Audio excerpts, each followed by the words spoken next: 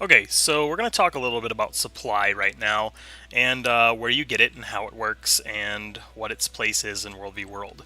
So the basic thing you need to know about supply is that you can't do anything in World versus World without it. That is true for 9 out of every 10 situations. You need supply to knock down gates. You need supply to knock down walls. You need supply to defend most of the structures that we would normally be defending in World v. World. Supply is used to build siege weapons, which is used to accomplish all of those goals. Without the supply, no siege weapons can be built. You pick up supply from things that are called supply camps. Looking at the map right now, there are a number of different supply camps on each map. We can go over where they're at, where they're located later. Right now, what you need to know is this is what they look like. It is a circular icon with what looks like a kind of like a circus tent in the middle of it. That's the icon that you'll see on your mini map or your main map that denotes a supply camp. This icon right here is a pack Daliac that is moving supply from the camp to a structure. It's going to follow this road all the way down, and it's going to drop off supply in this tower. We'll go over that later. Right now, we're just going to talk about supply. So to pick up supply, you would go over to a supply depot, like we have right here in front of me, and you can see that there is a bundle of crates and barrels. You approach them. When you get in range, you will get the take supply prompt, pressure F key, or whatever you're bound to, and you take supply. Now you notice at the top of the screen, this number went from 0 to 15. Normally it goes from 0 to 10. Because the most supply you can have on you at any given moment is 10.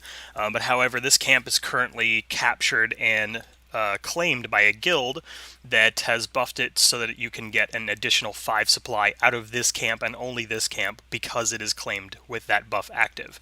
So I got 15 instead of 10.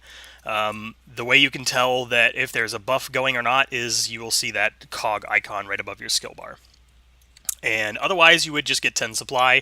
10 is usually the maximum, and that's what you need to build anything in World v. World. It is very important that as we're running around as a Zerg, you always grab supply when the commander calls for it, and you kind of keep an eye on how much you have.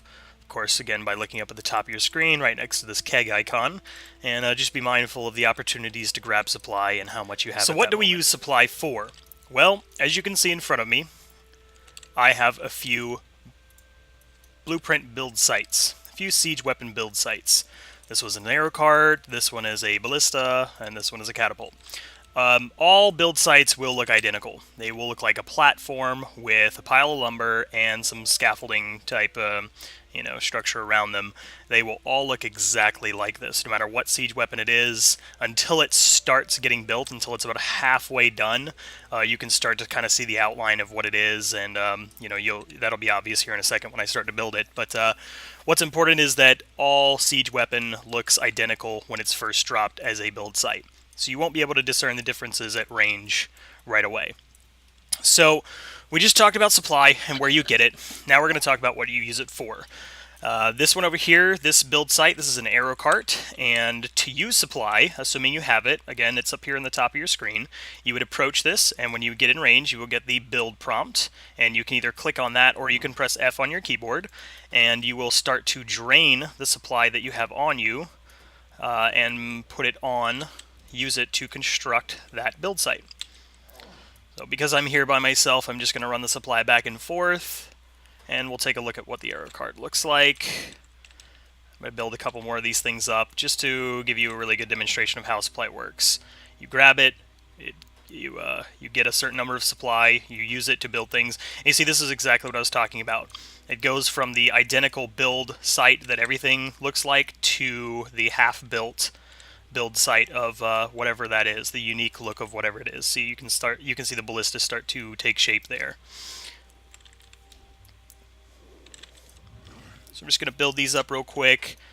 You'll notice it will drain all the supply you have on you unless less than what you have is required to build it. So if it requires 10 to finish building it and you have 15, obviously you're going to be left with 5. It's only going to drain 10. And if it requires 10 and you only have 9, it's going to drain all 9 and you're still going to need one more point to build it up. There's really no way to tell exactly how much supply it takes to finish building it. You'll just have to look at the the health bar and see how close it is to being finished, and kind of guesstimate from there. And my other build site disappeared, so I'm going to drop it again up to 15 again because I just grabbed it from the supply depot. I'm going to build this up.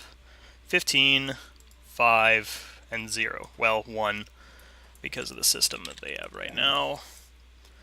We'll talk about why I always have supply left over after I build in just a moment when we cover the world versus world traits and how they work and what you should be spending your trait points on. For the moment, you just need to know the basics of how supply functions. You pick it up, it goes into your UI, and then you use it on whatever you're trying to build. Supply can also be used on gates and walls to repair them, and we will cover that in more detail later.